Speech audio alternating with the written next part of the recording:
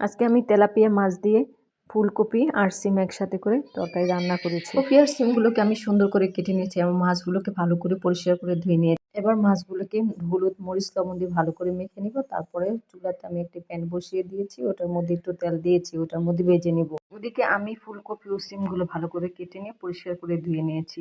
এখন আমি কড়াইতে মাছগুলো দিয়ে দিব। যখন ভাজা হবে তখন আবার নামিয়ে ফেলবো। এর আগ পর্যন্ত আমি মাছগুলোকে উল্টে পাল্টে দিব যাতে দোনো সাইডে ভালো করে ভাজা হয়। এর সাথে একটি ইলিশ মাছও আছে, ইলিশ মাছটা আমি খাবো সেই জন্য দিয়েছি।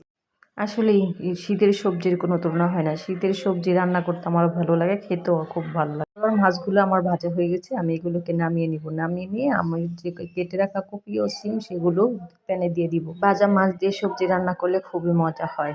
শীতের দিনে যে কোনো সবজি খুবই খেতে মজা লাগে। আর সেই সবজিগুলো তরতাজা হয় আর মাছগুলো যদি তরতাজা হয় তাহলে তো রান্না করতেও ভালো লাগে, খেতেও ভালো লাগে। খাওয়ার স্বাদও 2 গুণ বেড়ে যায়। যাই হোক, তরকারিটা আমি ভালো করে রান্না করে নিব, কারণ মাছগুলোকে ভালো করে ভাজি করে নিয়েছি। কেটে রাখা সবজিগুলো আমি প্যানের মধ্যে দিয়েছি। সবজিগুলো যখন একটু ভাজা হয়ে আসবে তখন আমি এর মধ্যে হলুদ মরিচ লবণ এবং যা যা দেওয়ার দরকার তা দিয়ে দিব। সবজিগুলোকে যদি একটু ভেজে নেই তাহলে এর মধ্যে আর কাঁচা গ্যারান্টা করবে না। যাই হোক, এর মধ্যে আমি মশলাগুলো দিয়ে দিয়েছি এবং এটিকে ভালো করে নেড়ে নিব। এর মধ্যে আবার পানি দিয়ে তারপরে এগুলোকে কষিয়ে নিব। আমি অত তেল খাই না, তেলের পরিমাণ আবার কম দিই। তেলের পরিমাণ কম দিলেও তরকারি অনেক মজা হয়। সবজিগুলো ভাজা হয়ে গেলে তারপরে আমি এর সাথে পানি অ্যাড করবো। প্রথমে অল্প একটু পানি দিব, তারপরে বেশি করে দিব। এখন 20 মিনিটের জন্য সবজিগুলোকে ঢেকে দিলাম। যাই হোক, আমার তরকারিটা অর্ধেক হয়ে আসছে। এখন আমি ভাজা মাছগুলো এর মধ্যে দিয়ে দিব। ভাজা মাছগুলো অলরেডি দিয়ে দিয়েছি। এখন আমি এটাকে ভালো করে নেড়ে তারপরে 20 মিনিটের জন্য আবার ঢেকে দিব। তরকারিটা ভালো করে কষিয়েছি বলে এর কালারটা অনেক সুন্দর আসছে। যখন এর সাথে ধনেপাতা দিব তখন কালারটা সবুজ হয়ে যাবে। আর তরকারি যখন সবুজ আকার ধারণ করে তখন এটা খেতেও মজা লাগে, দেখতেও সুন্দর লাগে। যাই হোক, তরকারিটা আমার হয়ে গেছে। এখন আমি কেটে রাখা ধনেপাতাগুলো দিয়ে দিব। এখন আমি এটাকে নামিয়ে নিব।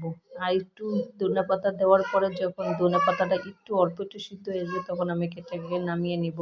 নামিয়ে একটু ঠান্ডা হলে তখন আমি খেতে বসবো। এটা অনেক সুন্দর হয়েছে। এখন আমি খেতে বসবো। আমার প্লেটে অল্প একটু ভাত নিয়েছি। তরকারির পরিমাণটা একটু বেশি নেবো। আমি এবার মাছের লেজ নিয়েছি। সবসময় তো মাথা খাই, আজকে মাছের লেজ নিয়েছি। এখন খেয়ে দেখবো তরকারিটা কেমন হয়েছে। আসলে খুব মজা হয়েছে।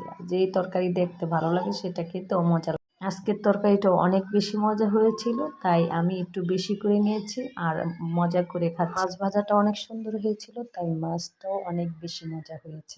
মাছ এবং তরকারি দুটোই মজা হয়েছে, কারণ মজা করে রাঁধতে পারলে মজাই হয়। আর যখন আমি তরকারিতে ধনেপাতা দিই তখনই মনে হয় তরকারিটা অনেক মজা হবে। তার কারণ তরকারির মধ্যে অনেক সুন্দর একটি ঘ্রাণ বের হয় আর তখনই মন চায় ভাত খেয়ে ফেলি।